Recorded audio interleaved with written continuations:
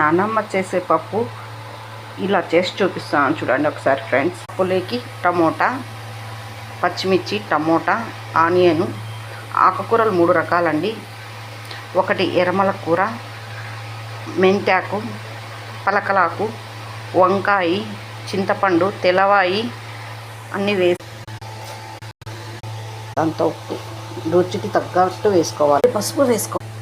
ఇంకా అండి పప్పు తొందరగా ఉడకాలంటే 1 స్పూన్ ఆయిల్ వేసుకోవాలి.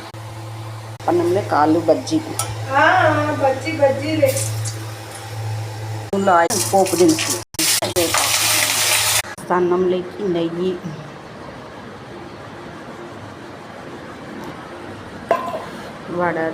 ఆలు బజ్జీ, పప్పు, అన్నం, ఆవకాయ, మామిడి పండు, అంజూరా ఫ్రూట్స్ ఇవి అన్నీ మొత్తం మధ్యాహ్నం